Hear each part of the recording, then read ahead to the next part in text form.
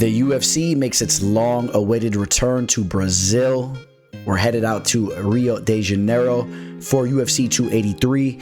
We have the light heavyweight championship of the world on the line. Obviously, the way this fight was put together was a little bit different than your normal championship match. But nevertheless, it's a very exciting fight. And stylistically, it's going to be a lot of fun. I am very, very happy to see the UFC going back to Brazil. If I'm being honest, I think that Brazil is probably my favorite place to watch an event. As far as the spectacle on TV, you hear the crowd in the background. You see them when the cameras flash them. You see them going nuts, enjoying themselves, really getting into the fights, supporting their fighters like no other. I think I'm willing to say the Brazilians, they support their fighters just about as good as any other nation in the world. I mean, if you want to put the Irish fighters up there too, or the Irish fans, they're right there with the Brazilian fans. I'm very excited to see this event, not only to witness the fights taking place in the octagon, but to see the fans going crazy and yelling the chants that we're going to chop your head off and all that. All right. Now, I also, real quick before we jump into today's episode, flashback to the first time the UFC made its way over to Brazil for UFC 17 and a half, they wanted to call it, took place in Sao Paulo, Brazil. We had the commentating team of Mike Goldberg and Bas Rutten on the mic, two legends. And just take a look at this. These were some of the fights that took place. Of course, the most legendary fight that took place in that card was Vitor Belfort, the young kid at the time, going in there and starching Vanderlei Silva, just steamrolling him, running forward, finishing him within 44 seconds. Of course, Frank Shamrock getting a finish there in the main event against John Lober. Pedro Hizzo getting a knockout victory over Tank Abbott. Pat Miletich squeaking by with a split decision. I mean, it was really just a very exciting card back in the day. And again, as we jump into today's episode, much appreciation to all the Brazilian fans out there. And I'm excited to go take the trip, at least, maybe not actually physically taking the trip there, but as far as this event goes mentally, and we're going to jump and consume this card. We're going to jump into this card, UFC 283. Let's go.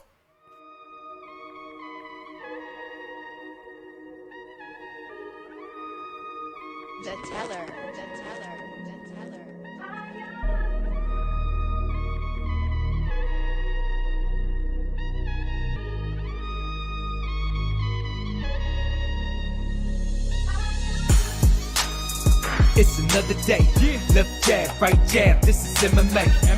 Mixed martial arts, quick body parts, undefeated when I pick 'em. Who the champ, who the victim, looking in my crystal ball, I predict the winner. Never stop fighting, if you lose, keep your chin up.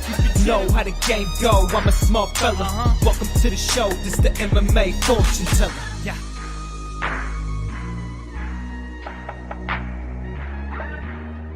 The MMA fortune teller. The teller. What is up, you guys? Teller checking in for UFC 283. Of course, we have two championships on the line. We have the light heavyweight championship and the flyweight championship of the world on the line. We already talked about Glover Teixeira and Jamahal throwing down. And we also have, if you didn't know, we have a quadrilogy going down. The rematch once again of Davison Figueiredo and Brandon Moreno. This card is absolutely stacked. We got Gilbert Burns versus Neil Magny, Andrade versus Murphy. We know Andrade is always a fun fighter to watch on the women's side of things. Walker versus Craig.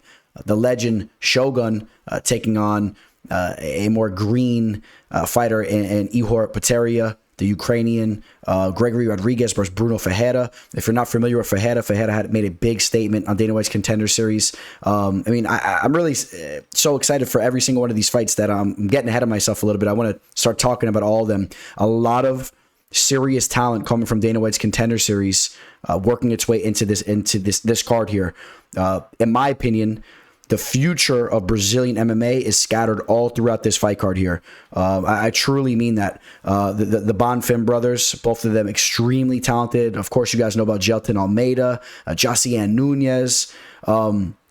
I mean, this card really is stacked with Brazilian talent. So we're going to be jumping into the first fight here in a second. Real quick, if you guys could like this video, subscribe to the channel if you guys haven't already. If you're looking to work with me for my official plays, you guys know you could always reach out to me. And also, that Bovada link is always available, where I'll give you a free card from a betting perspective if you sign up through my referral link to bovada.lv. So that's all there for you guys. All right, I appreciate you guys more than you guys will ever know. All right, so let's go scroll down and take a look at the first fight of UFC 283, which is going to be Daniel Marcos versus Saimon Oliveira. We have the Peruvian taking on the Brazilian, both fighters coming off Dana White's Contender Series. Daniel Marcos, fighting on Dana White's Contender Series a little bit more recently against Brandon Lewis. If you remember that fight, Brandon Lewis was a little undersized, was trying to use his wrestling and really wasn't having the success he wanted to. Marcos showed to stuff takedowns properly in that fight, and even when he was taken down, jumped right back up to his feet and really picked Lewis apart there. So he looked really good. That brought him to 13-0. I will say this, though, before getting the opportunity on Dana White's Contender Series, I wasn't extremely overwhelmed with his resume. If you take a look into his opponents, the fight scene that he was fighting on, not extremely impressed with it. Even if you take a look into some of the specific fighters that he's fought, if you really don't dive into it, like for example, you take a look at a victory that he had over a fighter in Andreas Cordero Cordova, who at the time was undefeated, but then ended up working his way to almost a 500 record. I mean, you got to kind of dive into some of these fighters here. Don't always just look at what they were at the time too, because they might even look a little bit better than what they actually ended up being, but not overly impressed. Marcos is a tough customer. He's definitely willing to sit in the pocket or to walk his opponent down and land some very accurate shots. Saimon Oliveira, he's a nasty striker as well. He's a little wild. You'll see some spinning attacks coming from him and whatnot. You see him getting in some training here with Josiane and Nunes, who's also on the card here. The thing I like about Saimon, although he will be slightly undersized in this spot, with just being 3 inches shorter and having about a 2-inch reach disadvantage. The thing I do like about Saimon is that he's shown, in my opinion, to be a little bit more well-rounded. You take a look at some of the finishes that he's had, a little bit more submission victories scattered throughout his career. Also, his fight on Dana White's Contender Series, we saw that when it went down to the mat that he was pretty good with his transitioning. But then he makes his debut against Tony Gravely, and obviously that fight didn't really go the way he wanted to have that fight go, getting taken down a little bit in here and there. But in my opinion, Tony Gravely is a solid fighter. I know he's a little up and down, but he is a well-rounded fighter, and he has a solid martial arts background. So I don't put Oliveira under the fire too much there. I want to give him another shot here. And although I think there's some real potential with Marcos as well, I think I need to see a little bit more from Marcos as far as fighting a more impressive opponent. And I'm not exactly sure if Oliveira is that opponent, but I do think that he's a more well-rounded and better fighter than a Brandon Lewis. Okay, so yeah, I am going to be taking Saimon Oliveira here. I think he could hold his own on the feet and might actually prove to be the better striker here. And then if this fight goes down to the mat, I'm going to edge him with the Brazilian Jiu-Jitsu as well. So I will be slightly edging him to take this fight. Let's go take a look at the live betting odds on Bovada.lv. I know there's a couple fights, about 2 or 3 fights that are not on Bovada.lv for whatever reason, but they will be there for sure here in a day or two at least. Let's see here. Excuse me, guys. Let's see. Am I scrolling over? Here we go. It's the top one here. Saimon Oliveira, a -170 right now with the comeback on Daniel Marcos at +134. I'm going to say that there is more value on the Marcos line at +134, even though I'm slightly edging Oliveira. I think that line realistically should be coming a little bit down. I think Oliveira should be like a -140 favorite, if that, a -135. He's a little bit undersized here. Marcos is undefeated. He's putting in some real work as far as his training goes, and he's obviously a tough customer. We've seen the way he fights. He comes forward, he lands accurate shots, and he could definitely push this to be a very, very close fight, and it may go either way. So I'm not really crazy about a -170 line on Oliveira. That's the way I'm looking at that fight. Luan Lacerda taking on Cody Stamann. Cody Stamann finally was able to bounce back into the win column in his last fight against Eddie Wineland, a very aged fighter. Nothing but respect to Eddie. I was a huge fan of his back in the WEC days when he was the champion. absolutely nothing but respect, but he was a fighter that definitely was hanging around way too long. Cody Stamann, now 33 years old. Boy, does time fly. I remember when he just made his UFC debut. He has a wrestling background. He has good boxing. But one major issue that Cody has is that he does have a diagnosis of Tyrannosaurus syndrome. As you see, the arms are very, very short. And I think that actually could play a factor in this fight here. You know, you take a look at the reach disadvantage that he has going into this fight, which granted, I know it's not the first time he's coming into a fight with the reach disadvantage, but in this fight, he almost has a 10-inch reach disadvantage. That's a little crazy to me. It's about an 8.5-inch reach advantage for the Nova União product, Luan Lacerda. Luan Lacerda, 12-1 as a pro. Shows to have some pretty nasty sub skills down on the mat. You take a look at his highlight reel, pulling off a diverse amount of submissions, 2-0 over in LFA, 6-0 over at Chuto Brazil. I believe he was the former Chuto champion over there. Rear naked chokes, guillotine chokes, heel hooks. He's dangerous on the mat. His last loss was in 2014, where he got caught in a sub himself. I know you don't see a lot of knockout victories here, but if you do break down some tape on him, he's an aggressive striker that knows what he's doing on the feet to an extent as well. I do believe that Cody's boxing is a little bit more crisp. But you know what? I think the Lacerda can make things ugly here. And this fight's taking place in Brazil, which that's going to be a narrative of a lot of my breakdowns here as we go through these fights. The fight taking place in Brazil. Just keep that in mind with the judges, with the crowd going crazy, even just the momentum for finishes to be pulled off by Brazilians. Lacerda's nasty. This is the biggest opportunity of his life. I just have a feeling that he's just a lot more motivated for this fight here than a Cody Stamann that's, at times he's gone through some tough times, man. I know he had a very tough situation with his brother committing suicide a couple years ago, and I know mentally he was working on getting himself ready to get back into fighting and whatnot and taking things serious. I know he's very much down that path, but as of recently, it just hasn't always translated into wins. He's been fighting against solid competition, Jimmy Rivera, Merab, and Syed Nurmagomedov. Remember, Syed finished him early in that fight as well, cracked him and then caught him with that choke. I'm not trying to compare a guy like Luan to Syed Nurmagomedov, but there is some slight similarities in the aggressiveness and whatnot. Obviously, Syed, a much more proven and polished product. But let's see what this kid Lacerda is about. I think you guys know which way I'm going with this. Yes. I am not going to be taking Cody here, and I'm going to be taking the dog and the Brazilian here. And let's see if Bovada.lv will have this line. It certainly does. And Cody Stamann's a minus 360 favorite. I think that lines off. If Cody's going to go in there and try to use his wrestling, I think that Lacerda can be dangerous off his back or down on the mat in general. Lacerda will be aggressive on the feet. Like I said, Cody does have polished boxing, but at times he gets a little complacent the way he throws his jab and whatnot. He gets countered a lot too. So I could see Lacerda maybe eating some shots, but making Cody pay every single time. And I think this ends up being just an exciting fight with the pace being really pushed and Lacerda pulling off the upset here. I'm taking the plus 270 dog. Obviously, that means that I feel there's more value on a plus 270 line in the UFC newcomer. But let's see what he's about. And a lot of variables going into this fight. That one should be a real fun fight. Taking place in the women's featherweight division, the rare sighting of a featherweight fight in women's mixed martial arts in the UFC. Josiane Nunes taking on Zarah Fairn. Make this one quick for you guys. Josiane Nunes has looked absolutely devastating on the feet. She's been going in and cracking these girls up, bloodying them up. We saw what she did to Ramona Pascual. We saw what she did to Bea Malecki, brutalized her on the feet. She's been knocking girls out before she got into the UFC. And obviously she has proven now that that's not just a product of fighting lower level fighters outside the UFC. She has came into the UFC, and you could say what you want about Ramona Pascual and Bea Malecki, but they did make it to the big show, and Josiane went in there and cracked them up on the feet.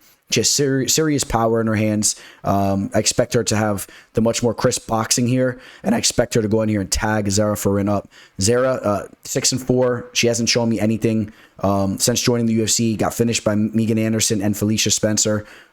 Respectable names, but at the end of the day, I just think that Josiane is a fun fighter. She's a fighter that just really has some zest in her shots. And if you guys know what I'm talking about, there's some specific women's mixed martial arts fighters that fight a little bit differently. The Jessica Andrades of the world. Josiane Nunes is one of those types of fighters. She has some serious power. And Amanda Lemos, those types of fighters that really go in there and they beat these girls up. I'm expecting Josiane to push the pace and box Zarah up and get a finish with the hands here. So I'm excited for this fight.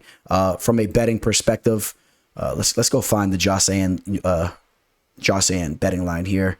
There it is. She's a -550 with the comeback on +395 on Zarah. It's a high line. I'm going to still lean towards Josiane's way with the value in the -550 because I just really want nothing to do with Zarah here. I think that she gets tagged up. Josiane has shown to an extent that she has good cardio. She's not a fighter that's really just a first round type of fighter. I think that she can still carry and possess that power into the later rounds and just continue to land. And I'm taking her here. Taking place in the welterweight division, we got Warlley Alves taking on Nicolas Dalby. The first thing that came to mind when I saw this matchup here was I was expecting Warlley Alves to be the bigger fighter. And then, you take a look at the frames here. Both guys 5'11". Nicolas Dalby with actually a 2.5 inch reach. Technically, Dalby's the man with the bigger frame here. So I did find that to be a little bit interesting. Another note is Dalby is now 38 years old, which, boy, time has flown. Nicolas Dalby always in great shape. So, even though he's up there in age, this is a guy that really takes care of himself. He's an explosive athlete. His record has been a little spotty, but you could say the same exact thing about Warlley Alves. The Jesse Ronson fight, that was a fight where he was finished. Jesse Ronson did fail a drug test, but Jesse went in there and finished him. And then he loses a fight to Tim Means as well. Besides that, takes out Claudio Silva, who's an aged fighter as well. But hey, listen, Dalby's up there too. So the D-Rod fight was a very close fight. That was a fight that we hit on an underdog spot there. We definitely remember that fight very vividly. A victory over Alex Oliveira, Cowboy Oliveira back in the day. So listen, when it comes to this fight, Warlley Alves has some dangerous jiu-jitsu. He has some big-time power. I think that he'll be live to potentially hurt Dalby here. But I could see Dalby outvoluming Alves. Alves is a fighter that is shown to kind of flake out in fights at times, kind of gas out, flake out. And, Dalby is a guy that's just very active with his footwork. And I could see him either just outpointing him as the fight goes on, taking the latter of the 2 rounds potentially, or even getting a finish himself. If Warlley really starts slowing down, I could see Dalby landing something in a big way and really shaking things up. This will be the view of Warlley here, and you got this little tornado coming in and out, and you see him mixing the kicks in with the hands. Dalby can do a lot of that stuff. If you guys remember how he fights, or break down some tape on him, he's a fighter that really mixes things up, and he's a decently well-rounded fighter. Again, definitely has some holes in his game. But at this point in time, with Warlley Alves coming off the knockout loss a year and a half ago to Jeremiah Wells, where he got cracked up in that fight. That was Jeremiah Wells' UFC debut, I do believe. And I believe he may have even taken that fight on short notice. We know that Jeremiah is the real deal, but still got cracked up in that fight. You see, he did have a knockout himself over Mounir Lazzez, who's also fighting on the card. We'll be talking about him in a little bit. Submitted by Randy Brown, was knocked out by James Krause. Had a knockout himself over Sergio Moraes. So you're seeing a lot of finishes going one way or the other with Alves' fights. And I do believe there's a great likelihood that this fight does not go the distance. So if you want to look at it inside the distance on this fight, or target a specific line that has something to do with this fight not going the distance, I think that you might be onto something a little bit there. If you like those kind of bets, those kind of prop bets, I'm going to be taking Nicolas Dalby to get the job done here. Nicolas Dalby, a very slight underdog. He's a +105. The comeback on Alves at -125. Definitely more value towards Dalby's way, in my opinion. At the very least, this would have to be a flat pick'em, in my opinion. And if you're getting a plus sign next to Dalby, I think there's more value there. Terrance McKinney taking on Ismael Bonfim, the older of the Bonfim brothers. If you guys remember, they both made a splash on the same episode of Dana White's Contender Series very recently. I'm very excited to talk about these kids here. These were really the 2 fighters that I was referring to. Well, of course, Jailton, Almeida as well, but these 2 brothers, in my opinion, really have the potential to represent Brazil moving forward. Both of them very young. Ismael, 27, the older brother. We'll be talking about his younger brother here in a little bit, and who's obviously even younger than 27. I forget exactly what his age is, 23, 24, something low down there. Both these guys, very well-rounded, very poised. You break down tape on these guys, even before their Dana White's Contender Series fights. They've been around the fight game for a very long time. They're just very poised. Remind me a little bit of the Pitbull brothers from Bellator. A couple little similarities there. You see Ismael shadow boxing here. I mean, let's take a look real quick. Ismael Bonfim is 27 years old. We're going to talk about this in regards to his brother as well, but I found this very interesting. He's 27, so he had his first pro fight back in 2011. That's a long time ago, right? We're talking about 12 years ago. Do the math. I'm not great at math. I used to have people drop off the answers on my desk consistently when the test came around. Math is the one subject I hate, but that shouldn't be too complicated. So what do we got? 27 minus 12 there. Was he 15 years old when he made his pro debut? All right. His brother made his pro debut when he was very young too. So even though they're younger, I do believe that the Bonfim brothers are very mature as far as their MMA careers go at this point in time. He's 18-3. We're talking about 21 professional fights. You guys know I like McKinney as well. McKinney just has dynamite in his hands. He has the wrestling background, of course. That's something that not a lot of people remember because he goes into these MMA fights constantly starching people. He's always live for an early knockout. I had him on a small official play against Drew Dober. He hurt Dober early, but eventually did get finished himself. Whoa. Excuse me there, guys. That took place 9 months ago, but bounced back with the big victory over Eric Gonzalez. Eric the Hot Tamale Gonzalez, he was kind of thrown to the fire there. That was a little bit of a mismatch. So now Terrance McKinney gets thrown in there against a fighter that is ready for the task. Check this out, though. Even though Terrance McKinney has some really beautiful finishes and some real big-time finishes that really have hyped up his name, he also has been finished a couple times in his career here. We talked about the Dober fight. Derek Minner submitted him outside the UFC back in 2019. Of course, the Sean Woodson knockout on Dana White's Contender Series. Remember Woodson, Skeletor jumped up and tagged him up with the knee. That was a major upset. Terrance McKinney was coming into that fight as a big-time favorite. So McKinney does get reckless, and I think that there's a real possibility that McKinney gets clipped here and gets finished in this fight. I really do believe that. I could see McKinney getting the knockout himself, but I think that Ismael can get a knockout here and win this fight. And I'm going to be taking the Brazilian here. I'm taking Ismael Bonfim to get the job done here. Listen, I'm telling you guys, I really like these brothers. I think that these guys have been waiting for their time to come. And they've kind of have been a very well-kept secret for a long time. Obviously, they've been starting to get the exposure here since Dana White's Contender Series and all that. But these two brothers are the truth, in my opinion. But that being said, Terrance McKinney is a terror. So, there's definitely a realistic possibility that Terrance does something big in the fight, and we don't get to see Ismael show all of his potential. But you will see what he's about regardless, one way or another. Even if he drops this fight, he'll get another opportunity. And now we take a look at the betting line. Ismael is a plus 105, another slight dog here. Interestingly enough, you see the Dalby line. I'm taking another dog here in Ismael Bonfim, the slight dog. I think there's more value on that line. And if you want to take a look at the unders and finish props and all that, you might want to do that because I think that this is going to be a fight where you're going to see two men come across the cage and someone's going to get tagged with the shot here. We'll see if McKinney wants to try to wrestle a little bit, but it's going to be hard to do that over in Brazil. The crowd will be going crazy. They'll be booing. The crowd's going to want to see action in this fight, and I think that action is going to be pressed, and something big's going to happen here. Give me Ismael Bonfim to get the job done. Jailton Almeida taking on Shamil Abdurakhimov. I'm not going to bore you guys with a long breakdown on this fight. You guys know I've been extremely high on Jailton Almeida, as is really everybody in the fight game. I mean, this guy's an absolute beast. He can strike, he can grapple, he has a crazy physique. Ever since he bursted on the scene on Dana White's Contender Series, showing that he's a very well-rounded fighter as well. To go in there and out-grapple his opponent the way that he did against Nasruddinov, who was undefeated at the time and did have a grappling background. Jailton got on top of him and just showcased what his grappling's about. To me, that was very impressive.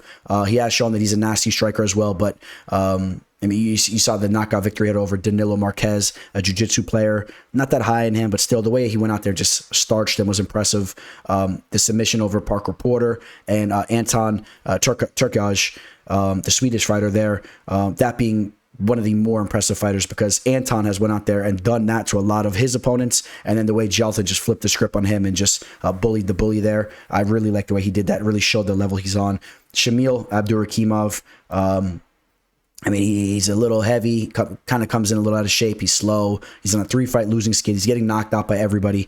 I think that he gets finished in this fight. A decently well-rounded fighter, but he's well-rounded, but it's all at a mediocre / low level, but it's well-rounded. And I think that Jailton's going to just absolutely put it on him here and get the finish. The line's going to be crazy here. Let's go take a look at this betting line. You guys know what time it is. Jailton Almeida, a minus 1,100 favorite. You're going to mix it in a parlay.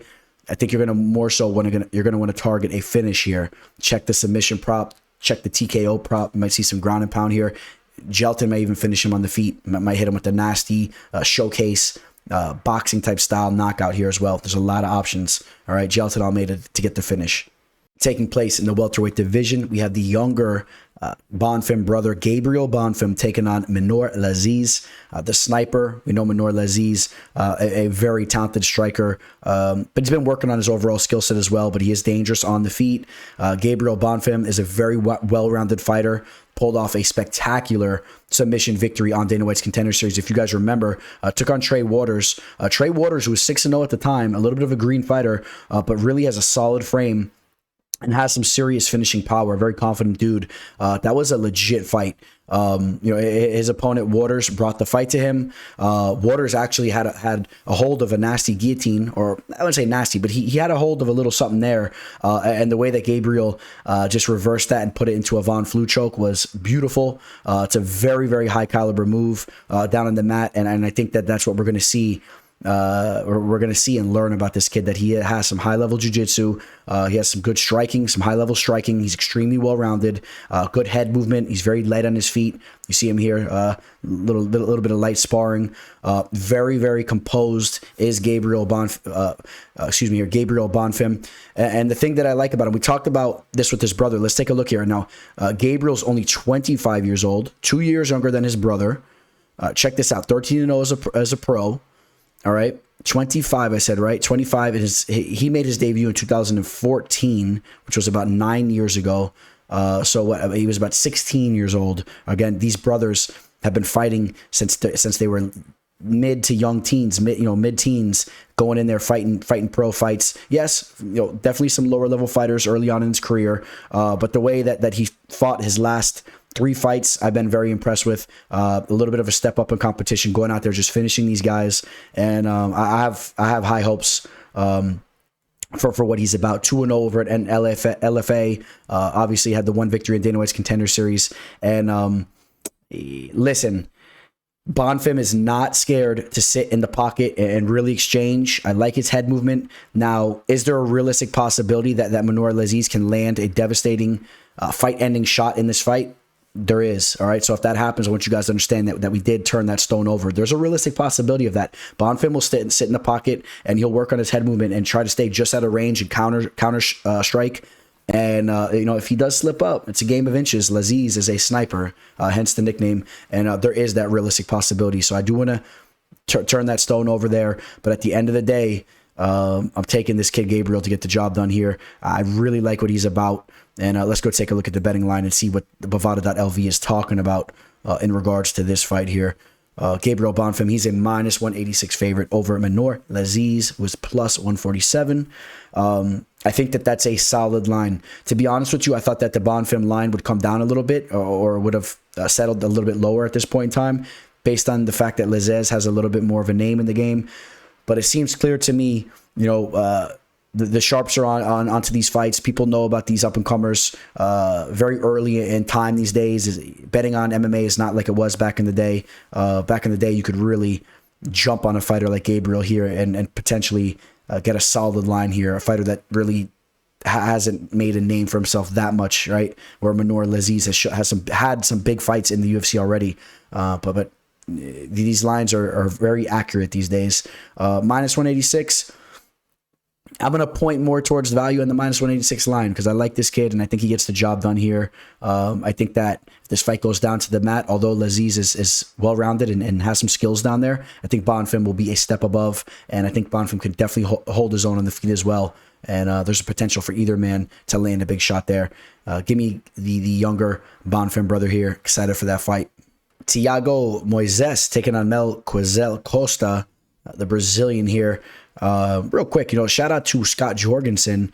Sorry, I forget the name of this skin disorder where the pigmentation doesn't come out in certain parts of the body. I know Joe Rogan has it as well. But if you guys remember Scott Jorgensen in the WEC days, man, he was an absolute sledgehammer, great ground and pound, good wrestling background. Just was kind of reminding me a little bit of Jorgensen there. But Costa looks to make his UFC debut here, fighting a fighter that's really a tough test for anybody making their debut. Thiago Moisés, his striking has grown throughout the years, as you would expect it. Put in that work with the American Top Team. He's been there from a very young age. We know that his jiu-jitsu is very nasty. This is going to be a tough fight for the Brazilian Costa here. Thiago Moisés did drop 2 of his last 3 fights, but Islam Makhachev, the current champion, and Joel Alvarez, a fighter that I am high on, as I'm sure a lot of you guys are as well. The Spaniard is a talented fighter there. And he got finished, and it was what it was. He bounced back with the big victory over Christos Giagos, my Greek brother there. That's a good victory. Moisés just really outclassing Giagos there and just showing the level of skill that he's on. And I think that we might see a little bit of the same here. I think Moisés has potential to really make a statement and show once again what he's about. And the interesting thing you want to keep in mind is that he's only 27 years old. So even though he's been around the UFC for a long time, you got fighters like Costa that's almost the same exact age, just about a year younger, who, although he has 24 pro fights, he has 2 more professional fights than Moisés. But Moisés has just had the luxury of getting that experience in the octagon, which is a good thing. We'll see what this newcomer is about in Melk. Also, you could pull up this fight online. This was a fight of his where he was actually submitted, and it was one of the most disgusting things that I've ever seen in the MMA game. It absolutely boils my blood. We've seen this happen a couple times. There's absolutely no reason why this should ever be happening. It's completely unacceptable. It was caught in a choke here. And the referee literally just sat there and watched him for 90 seconds as he was put out. And honestly, I think that his opponent is a POS as well, because I just find it impossible that he didn't know that he was limp there and just continued to tug on that, and finally he just let him go and he was completely put out. And there was a story about that situation where Costa said he saw the heavens and whatnot and was felt like he was on his way out, which realistically he could have been. Okay, you just sit there and you're cranking on a Darce choke or any type of power choke like that, a guillotine. You're just sitting there cranking on that for minutes. You could definitely finish somebody off there. So that was disgusting. But since that fight, he's definitely got back to the drawing board and has been hitting victories here. He's had some big knockouts as well. Does have some good hands, some good power. 3 fights over in LFA. He's 2-1. His last 2 fights via knockout. The fight footage I was able to pull up on him. Some of the fights he has on YouTube. Decent performances. But I still think that Moisés is a step above. Thiago Moisés. Let's take a look at what this betting line's at right now. Thiago Moisés is this might have been one of the fights that was not on here currently. And I think that was. So we'll go slide over to MMA odds here. You'll see that Thiago Moisés is settling right around a minus 335 against Costa here. If you guys can see that. The line opened as Thiago Moisés at a minus 300 generally, and is closing right around as high as a minus 360. So some slight movement, a little bit back and forth. Some books came down a little bit. But Moisés, is there more value on a minus mid 300 line on Moisés? That's a good question. I think there is potential that the value is more so on Costa here, coming in with a 2.5 inch reach advantage and could potentially use his striking to land some big shots. I'm going to say there's more value on the newcomer in Costa here, even though I do like Moisés to get the job done here and could see him really pulling off something nice here with the submission victory. Now, this is a fight that you are not going to want to miss. Gregory Rodriguez versus Bruno Ferreira. Bruno the Hulk Ferreira, who made a huge splash on Dana White's Contender Series recently. Gregory Rodriguez has been making a huge splash inside the UFC consistently now for a while.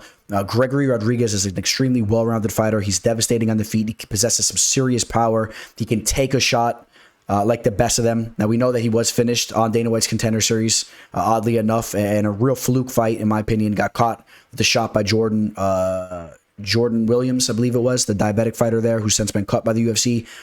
He was very undersized, and that just wasn't Gregory Rodriguez's day. He went back to the drawing board, got a couple victories outside the UFC, worked his way back into a shot with the company, and it's just been on fire really recently. He's so calm and composed in the pocket when he's striking. He's very technical. He never gets wild with his shots. And like I said, even if you land a couple shots at him, he usually eats them, comes back, and then lands some bigger shots on you, and usually end up getting finished or whatnot. So Gregory Rodriguez coming off a victory over Chidi and Jaquani. I was on him there. A lot of people were rolling with Chidi. The knockout over Julia Marquez. Did have that loss against Armin Petrosian. It was a split loss. Could have went either way. That was a very close fight. Before that, knocking out Jun Young Park. The victory over Dusko Todorovic. Very surprised that Dusko was able to survive that fight. Bruno Ferreira has some serious power on the feet as well, and there is a realistic possibility that he lands that fight-ending shot. You got to say that there's a realistic possibility. He's shown that when you lock him in the cage, I mean, he goes in there and just eats through his opponents. But this is a big step up in competition. Gregory Rodriguez is the more proven and well-rounded fighter. Bruno Ferreira 9-0. Let's take a look at this real quick. A lot of early finishes. First round, second round, first round, second, first. Okay, he has never went the distance. Gregory Rodriguez is so seasoned, trains with the best of them, and I got to go with my boy Gregory Rodriguez here. Although I am high on Bruno Ferreira, and I do want to throw his name into the mix of fighters on this card that have potential to represent Brazilian mixed martial arts, because if he goes in there and finishes Gregory Rodriguez, you better believe there's going to be some serious momentum behind him, and he will be an undefeated fighter that is finishing all of his opponents. Okay, there is that realistic possibility, but you got to go with the proven and savvy veteran of Gregory Rodriguez here. So I don't know where I was going with this. I wanted to pull up his resume, but just a more seasoned fighter. Oh, as far as his experience goes, going 3 rounds already in the octagon with Dusko. Dusko, he is what it is. He is what he is, but that's still some valuable time in the octagon. He's gone the decision over in LFA. A lot of early finishes for him as well, but I think without a question, you could say that Gregory Rodriguez can go 15 minutes and just can consistently put some wrath on his opponent. So and take a beating too. So the Armin Petrosian fight, that was a fight going the distance. That was really a war as well. That was the fight that really showed what Gregory is about, in my opinion. So even though that was a loss, that fight may have proven more than anything as far as Gregory is concerned going into this matchup here. Give me Gregory Rodriguez, and let's take a look at the betting line here, because I think I got an opinion on this betting line. I'm gonna get to that in a second here. Let's see. Gregory Rodriguez. This may have been the last fight that, for whatever reason, there was 2 or 3 fights that were not on Bovada.lv, at least 2 of them. And that was the other one. So we will slide over to MMA odds, where we will see that Gregory Rodriguez is a big favorite here. He's as high as a -375 over on BetMGM. You see him settling right around -330 on major websites like DraftKings and over on Caesars. I think that line's a little too high. And I'll say there's more value on a fighter in Bruno at a +275 line, a +280 line, a guy that's just been steamrolling these guys. He's a real athlete. Yes, he needs to prove a lot more, but I'm not sure if I'm really targeting Gregory Rodriguez there. I think he's going to face some danger, and I'm just not really crazy about mixing him in a parlay or taking him with a line like that. So more value on Bruno Ferreira, and I'm really hoping that Bruno shows up and makes this a fun fight, because I think Bruno would be an amazing addition as far as the middleweight division goes, and as far as representing the country of Brazil. Shogun Rua taking on Ihor Potieria. This fight right here, interestingly enough, I took a trip up to Tampa last night and saw the Dallas Cowboys versus the Tampa Bay Buccaneers. I actually got some really good footage. I think I'm going to throw one video up on Instagram today, MMA Fortune Teller _ Tom Brady, my favorite football player of all time. I do believe Tom Brady is the GOAT of football. Not the greatest quarterback. He's the GOAT football in general. Okay, people want to try to say he's the greatest quarterback. Do we say that Michael Jordan's the greatest shooting guard or whatnot? No, the greatest player. So stop playing games there with the words. But this fight reminds me a little bit of that. Now listen, Shogun was never near the level of a Tom Brady. Tom Brady, the GOAT. Shogun never really in the conversation of being a GOAT, but one of the better fighters to have ever done it. One of the greats, Mauricio Shogun Rua, a fighter that's always been very fun to watch, a former champion. Shogun, in my opinion, is hanging around way too long here. And, he's still relatively younger than Brady. Brady 46, but Shogun 41. And this is a little bit of a different game, though. And Shogun's performances just have not looked that good as of recently. I really feel he should have hung up the gloves. He's slow, and it's crazy to say, right? I mean, like you picture Shogun in his prime versus Peteria here, and obviously this line looks completely different. Shogun, the much more proven and well-rounded fighter, but when you take into consideration the age and whatnot, if you're looking at a betting line of Ihor Peteria at minus 230, and that's even with Ihor coming off a loss where he was really exposed against Nikolai Negamuriano. All right, so now do take into consideration that Peteria was coming off a good layoff there and really dealing with some things outside the cage, right? I mean, you guys know what the guy's going through. You can imagine with that whole thing, fighting out of Ukraine and whatnot. But I'll give him the benefit of the doubt that I think we see a better version of him here as well. He's 18-3, has a very, very padded record, but did have a big victory on Dana White's Contender Series against the Polish fighter there. Got the knockout. I think that he's very live to finish Hua here. I could just see Hua being a little slow and just getting tagged with the shot. And I do know that Ihor has put time in over at American Top Team in Coconut Creek. That doesn't look like he was there for this fight camp. I might be wrong on that, but definitely not. And Florida there. You see him getting in some work somewhere else too. But, he bounces around a little bit. But again, it does say something when he's brush shoulders over at Top Team. And I'm going to say that Peteria gets a finish in this fight. How about that? I'm going to say Peteria gets a finish. Hua coming off 2 losses. The split decision loss to OSP did look okay there. And the fact that he could have potentially won that fight. But OSP, a slowed age fighter too. Before that gets finished by Paul Craig. Not submitted by Paul Craig, finished. All right, so I do believe that Ihor Peteria can get a finish here. And we'll take a look right now at the betting line where Ihor Peteria is going to be. They're playing with me here, I know. Here we go. Let's say if that line wasn't on here, Ihor Peteria at minus 230. To come back on plus 178. Man.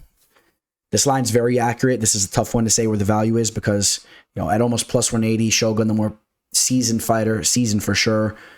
Maybe he can make this play out a little bit closely, but I'm going to actually say more value on Ihor here. I just think he lands a big shot. I think that this is going to be the biggest fight of his career, having the ability to go out there and take it a legend. I like the matchmaking there too, based on with all the factors going on. Who still wants to fight? Peteria, been through a lot. Give him an opportunity like this. That's cool. And I think Peteria gets the knockout. Paul Craig taking on Johnny Walker. I absolutely love the matchmaking here. First and foremost, if you guys remember, I remember hearing stories about this and making a post about it myself. Paul Craig was quoted as saying he didn't really believe he was going to be fighting past the year 2022, and he was looking to hang them up. Pleasantly enough, it's the year 2023, and Paul Craig has a fight ahead of him against Johnny Walker. So I hope we don't hear anything about that conversation and Paul Craig just is hanging around the UFC because he is one of my favorite fighters to watch in the light heavyweight division. Now, I will say this. In certain spots, I definitely will back Craig and even perhaps put money on him, but there's definitely been spots where I faded him, and you guys know what I'm talking about. And there's been fights where I faded him, and he's cost me, but at the same time, I still don't even regret the play. For example, the Nikita Krylov play, I had a play on him there. That was Nikita Krylov's fight. If they fight 100 times, Krylov takes that fight, in my opinion, 90-something times. So the line had value on it. Krylov heard him drop them. He just made the mistake of falling into that triangle choke. But we know that that's just something that Craig can do. Craig has some serious Brazilian Jiu-Jitsu, but I think that he has some major flaws in his striking game. I think Johnny Walker has the potential to exploit that here. Johnny Walker starting to get his groove on again, kind of like Stella once did.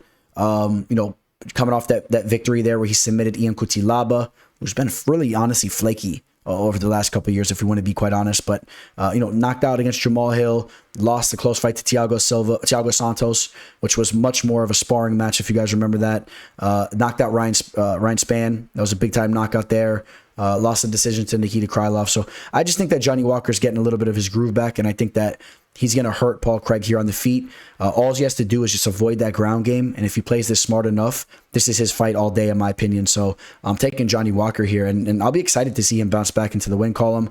3-inch height advantage, a 6-inch reach advantage. Just stay on the outside and land some big shots on Craig. But if he makes the mistake of falling down to the mat or letting this fight touch the mat with Paul Craig can definitely finish this fight in a variety of ways. He's just so nasty down there. And in my opinion, is one of the more underrated Brazilian Jiu-Jitsu players in the history of the UFC. I do believe that. Some people give him his credit, but some people really don't understand that he is a wizard down there in the mat, okay? Doesn't have the decorated Jiu-Jitsu background. He's not coming out of, some Brazilian training out of one of the big gyms that are known for the Jiu-Jitsu, and you don't hear too much about his Jiu-Jitsu tournaments and whatnot. But when he's in the sport of MMA, he's a fighter that just knows how to pull these subs off. And he's obviously live for a sub here. He's live for a sub against anybody in the division. Choked out Magomed Ankalaev. You guys know I believe Magomed should be the current light heavyweight champion, and the only man that really ever defeated Magomed was Paul Craig, with 1 second left in the fight. So that's how I feel about that. Let's take a look at the betting line here. Johnny Walker, a -190. With the comeback on Craig at +154. I would like the Walker line more around a -170. Kind of reminds me of the line that I targeted with Nikita Krylov against Craig. I'm sure a lot of you guys think I'm crazy because I'm referring to a fight that I lost. But if you guys watch the fight and you know what I'm talking about, that's a fight that you stylistically that you feel comfortable with. That type of stylistic matchup here. This kind of reminds me of it a little bit.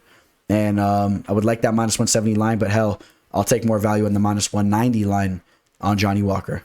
Jessica Andrade taking on Lauren Murphy. Out of all the fighters that are fighting on this card, I think Jessica Andrade is one of my most anticipated as far as fighting in Brazil. I'm sure she'll be coming out with the native crown and all that with the feathers, and she just really represents her country very well. And she's one of the I don't want to say one of the few, but obviously one of the lesser amount of women's mixed martial artists that go out there and really put on a show and can stop the fight with their striking ability, and I love to see that. Jessica is an absolute tank. She also obviously can pull off some subs. The way she pulled off that sub against Amanda Lemos was very impressive. We know that Amanda Lemos is legit too. She had that standing arm triangle against the cage. It was very impressive. Knocks out Cynthia Calvillo. And she did lose to Valentina Shevchenko, but you guys know I believe Shevchenko is the GOAT. So, her and Nunes right there. Before that, the knockout over Caitlin Chikogian, and then the loss to Rose Namajunas. That was a close fight. We remember what she did to Rose before that as well, slamming Rose on her head. Jessica Andrade is the truth. All right, Lauren Murphy, she's a big girl. She's going to have a 6-inch reach advantage here. She's 4 inches taller. She's literally the spokesman, the cover girl for meat and potatoes as far as women's mixed martial arts go. That's what she does. She uses her cardio, her strength, her wrestling to kind of hang on you. That's going to be her avenue to win the fight, in my opinion. Try to drag Jessica into deep waters and kind of steal a lackluster match. But I just think that Andrade will just be letting him rip. She'll be letting those hooks rip. And again, this fight taking place in Brazil with a lively crowd, it's going to push the fight to be more of an entertaining type of fight, a fight that the action's really pressed. You guys know what I'm talking about. The referees get a little bit more anxious. They're pushing the fight. They're clapping their hands. They're saying, let's go, separate, do something. And I think that type of fight just favors Andrade. And again, she's shown that she's well-rounded as well. So if Lucky Lauren wants to push her luck as far as just closing the distance and trying to wrestle up, she better watch out because she can get choked up as well. So, that's how I feel about that fight there. No disrespect to Lauren Murphy, but just a fighter that just, she's one of those fighters when you see her on the fight card, in my opinion, it's a little bit of like, you know what I'm saying? She doesn't really do it for me as far as her fighting style goes. And Jessica Bata Estaca Andrade gave that a try there anyway, is a fighter that definitely does do that for me. So let's go take a look at this betting line here. Jessica Andrade is a -525. I'm sorry. That line is a little too high for me. So even though I've been raving about Andrade, I mean, a minus 525 line, that's a very high line. And I'm going to say there's more value on a plus 365 line on Lauren Murphy. So how about that? Because she does have the ability to potentially stifle Andrade just by hanging on her, even though I said it's less likely. But as far as those odds go, more value on Lauren Murphy there. Gilbert Burns taking on Neil Magny. First and foremost, shout out to Neil Magny for coming through as an official play of mine against Daniel Rodriguez. He really dug deep in that fight and took it in the third round. If you guys remember, it was a close fight. I think it may have been coming down to that third round for whoever was going to take the fight. And Neil Magny ended up actually pulling off the Darce choke as well, finishing the fight. That was a good one there. And he was a dog. At one point in time with that line, he was a dog. I forget exactly the route that line went. Neil Magny, just a proven veteran of the game, a well-rounded fighter. He's not the best striker, but he does bring an 80-inch reach to the division, which is crazy. So he does always have that potential to kind of strike from the outside, throws good, kicks up the middle, and can kind of control the fight there as well. He can wrestle, great cardio. We talked about all that, the toughness, it's all there. He checks off so many boxes. But the thing is, Gilbert Burns, in my opinion, is just a better athlete. He's a fighter that really surrounds himself and is trained with higher level talent, in my opinion. And that is what has made him excel so much. I truly believe that. I mean, he is trained with the best of them. He surrounds himself with the best of them. Obviously, he had the big-time Brazilian Jiu-Jitsu background coming into the sport of MMA. He was always known as Vitor Belfort's protege for years, but then really just kind of broke off that and was just doing his own thing with the Black Zillions and all that gym, as that gym changed names every single time. Hard Knocks 365, Sanford MMA, all that. He's just bounced around and done a lot of things, and all while he's doing that, he is without a doubt surrounding himself with some serious talent. You see, Jason Jackson here, Gregory Rodriguez here, Sean Siriano. I mean, just all types of fighters like that. Christos Giagos is out there. There's a lot of high-level fighters, obviously. We know he used to train a lot with Kamaru Usman. You guys remember the whole story leading up to that match between the two of them. All right, so let's cut to the chase here. Gilbert Burns, he's going to be a big favorite here. We'll talk about where we see value on the line, but I do think that Burns takes this fight. I think that Burns will just have the crisper striking, and we saw D-Rod have some success in that fight against Magny at times. And I think that Gilbert Burns is a much more polished and better version than a D-Rod. Nothing but respect to D-Rod, but Gilbert Burns is just a high-level fighter. He really is. He only loses to the best of them. The performance that he put on against Khamzat Chimaev really showed what he was about. That was his last fight. Some people thought he won that fight, and hence the reason why the line is so high in him. The Kamaru Usman fight, he brought the fight. He clipped Usman early. Eventually, he got caught. It is what it is, and went right back to the drawing board. Now he is 36 years old. It's crazy to think. I still remember when he was a kid, but he's getting up there in age. But I think that he has plenty more to offer still, and should go out there and just be a step ahead of Neil Magny. Neil Magny won't be able to just kind of drag him into those deep waters, because even if he does try to do that and get him down to the mat, Gilbert Burns is a higher level jiu-jitsu player and will get the benefit of those exchanges. 9-inch reach advantage for Magny. He is 5 inches taller. Not overly concerned with that. Burns will close the distance here and he'll do his thing. He's ferocious, and he is the better fighter here. So give me Gilbert Burns, and Gilbert Burns is a minus 450 on Bovada.lv with the comeback on plus 330. I think that Burns takes this fight, but again, I'm not crazy about a line like that. I'm not the type of guy that's targeting that line personally. You guys know I don't mind parlaying a line like that, but not in a spot like that where he's going in there against a guy, Neil Magny, that is just so tough and proven, and you never know if the dog can give you a bite there, right? You get caught slipping. Little Susie's walking her dog there. You think it's sweet. You let your kid or you reach over to pet it, and it just boom, it chomps down. All right, you never know when the dog could bite. That this could be a situation like that. So I'm not really willing to touch that minus 450 line personally. More value on the 330 line. Gilbert Burns has proven to be the better fighter up until this point. 36 years old. Let's see how that fight plays out. Hey guys, real quick, got a major card here, UFC 283. I don't usually continue to put this promo out there, but I will extend it for this event. This is a big time event. 2 free fight packages, 2 free cards you could use for any fight card you want if you sign up through my referral link for Bovada.lv. Just shoot me a message, whether it's Instagram, Twitter, or an email. It's all scrolling below, or comment below if you don't know it or whatever, if you need help. But I will send you over my referral link. You sign up, you're going to get an added bonus to your account. I'll tell you how this website works if you have any questions. It's the best website out there. I'll make it quick. This is the site you want to be working on if you're eligible. And sign up to Bovada.lv, and you're getting 2 free packages from the teller. Here we go. We got the quadrilogy of Brandon Moreno and Devison Figueroa. I know a lot of you guys like the way I pronounce Figueroa's last name. Figueroa. You know, it's going to be whatever it is. So whatever slips out the tongue, just embrace it. Let it sizzle your eardrums, and just don't let it get to you. All right. Devison Figueroa. He's an absolute beast. And real quick, so let's take a look here. Devison obviously prevailed the last time these two men fought. Before that, Moreno was able to get the victory there in the 3rd round, had the rear naked choke.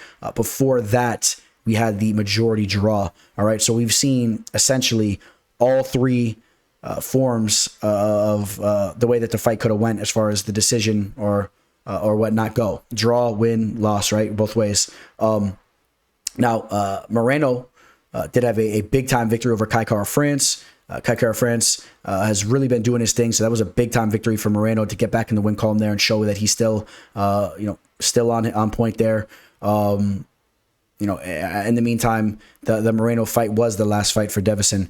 I thought that Devison looked really good the last time that these two men threw down. And if you remember, going into that fight, after Figueroa lost the fight before, he was just oozing with confidence, and it was like he knew something that nobody else knew. And I found that very impressive. I know he was getting in some work with Henry Cejudo and really getting in some work with some serious training partners.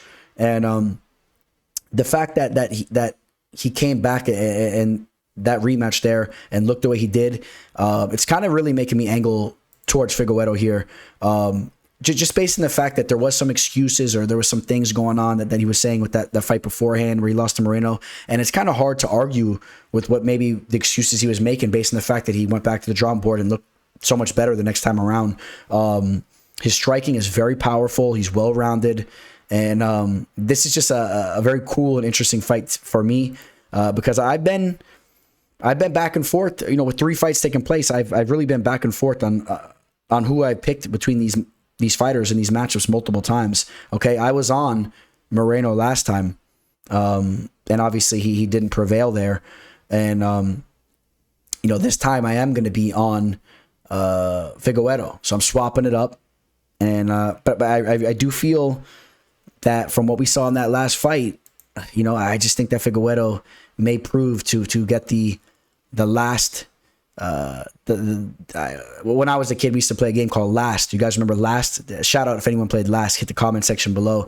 But Last was a game where you play with your friends, and it was towards the end of your meetup where you smack each other, and whoever gets that last smack and can run away and then hop in your mom or dad's car and dip off, and then grab the old wire phone and I got your last, whatever. I still got your last. So the next time you see each other, it's all in fun.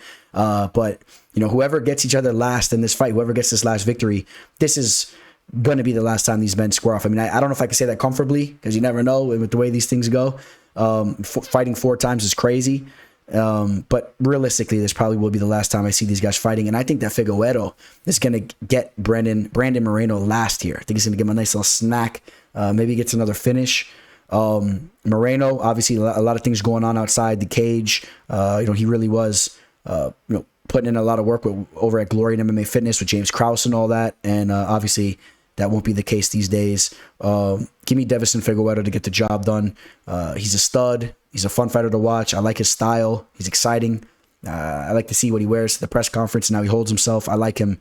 Another star from the Brazilian side of things, and a fighter that I do enjoy watching. I like both these fighters. A star as far as Mexico is concerned too on the Moreno side of things. This is a fun fight. I'm taking Figueroa to get the job done, and I think we might see a late finish, a 4th round finish by Figueroa in an absolute war. Now let's go take a look at the betting line. Figueroa, this is an absolute pick 'em here, -110 versus -110. You guys know I'm going to feel there's more value in the Figueroa line then. If I'm edging Figueroa here, it's a straight pick 'em, more value that way. Oh, I'm loving this stare down right here. Check it out. Jamahal getting hyped up.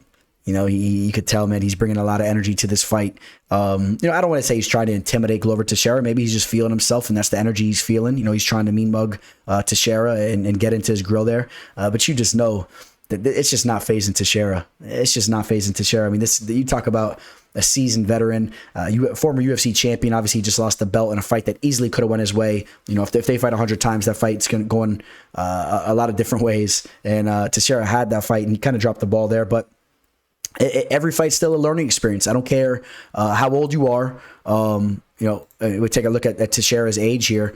Teixeira coming into this fight at 43 years old. As of now, I just cannot say that the age has compromised Teixeira. I can't say it. His grappling, the pace he pushes, his boxing, it's all still there. You can argue that Teixeira looks to be a better version of himself at the age of 43, or even you could say 42. The last year or so. Even if you want to go back the last 2 years, he's just been running through these guys. Finishing Jan Blachowicz, finishing Thiago Santos, finishing Anthony Smith. The victory over Nikita Krylov. The Anthony Smith was really his coming out party, in my opinion, knocking his teeth out. And he really, really started to rely on his style as far as using the grappling and pushing the pace and just exploiting these guys down in the mat and ground and pounding them and all that, pulling off subs. Teixeira is just such a stud, man. I'm so excited for this fight because Jamahal Hill is an absolute terror. He really is some of the new blood in the division, and he's going to be going in there looking to clip Teixeira with the shot. But listen, Teixeira is very, very polished with his boxing skills. He's a well-rounded fighter. He could do it all. If Jamahal Hill is going to land a big shot here, he's really going to have to work for it because Teixeira doesn't leave a lot of holes open. He's been knocked out by Anthony Rumble Johnson, right? That was a devastating knockout. But overall, no, Teixeira has a granite chin. If you look at the shots that he's taken throughout the years, I think that was more just a rare thing. And Anthony Johnson hit like a truck. Shout out to Anthony Johnson there. Corey Anderson defeated him via decision. The Alexander Gustafsson fight was another time he got knocked out. So within that year or so, there was 2 knockout losses there. Gustafsson put the Matrix mode on him, if you guys remember that. But that was a whole different version of Gustafsson. And the point being is I really believe that Teixeira keeps his chin down and he could potentially avoid that big shot.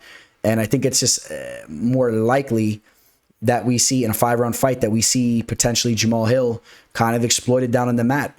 Now, I know that Jamahal Hill has been training Brazilian Jiu-Jitsu for a long time, and he gets annoyed when people don't understand that he has a grappling background, which I do understand that he has it, but I think Teixeira is a higher level fighter there. And as far as going to war and really digging deep late in a 5-round fight, Teixeira has way more experience there, and I see him getting on top of Hill and hurting him and potentially submitting him and hurting him in this fight in the 3rd or 4th round late.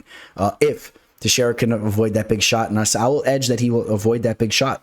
But of course, a fighter like Jamahal Hill can knock out anybody, but I'm leaning Teixeira's way. Let's go take a look at the betting line. He's plus 102 dog is Teixeira, a very slight underdog here. The comeback on Hill at minus 130. Give me the former champion, the Brazilian legend, the Brazilian farmer, Glover Teixeira. All right, guys, that's it as far as UFC 283 goes.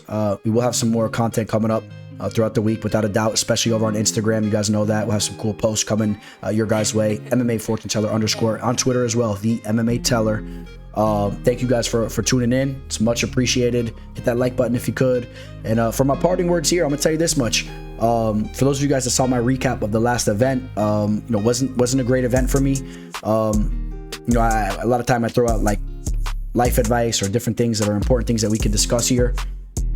Here, I want to get back to the grassroots of what this channel is about, and that is being smart about betting and making sure that we're cashing and we're hitting plays here. So again, luckily for me, or not luckily enough for me because I put in the effort, but fortunately enough for me, we had another profitable year last year, profiting over 50-something units. We've been doing this consistently for a while now. I will never let a couple brief hiccups in the road skew what I got going on over here. So it's going to take a lot more than just an unfortunate card. You guys know I'm bouncing back with a big time victory for UFC 283. All right, and I really feel there's some solid spots to make money on this card, and that wasn't really the case for the first card of the year, UFC Vegas 67. And I pushed a little bit. I was a little rusty and I wasn't following my own advice, and I targeted some fights that I definitely shouldn't have. For this event, there's some plays that we're definitely going to target. We're going to play this safe, smart, intelligently, and we're going to bring some units home. So it's going to be the first profitable event of the 2023 year. Feel good about that, and I want you guys all to make it another profitable event for yourselves out there. Let's make sure we're being smart about our plays we're going after. All right, guys.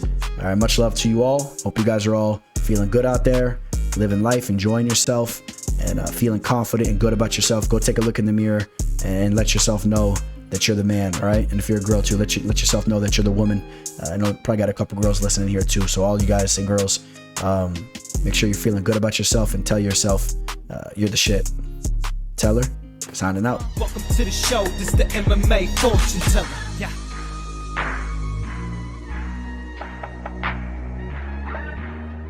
The MMA fortune teller. The teller.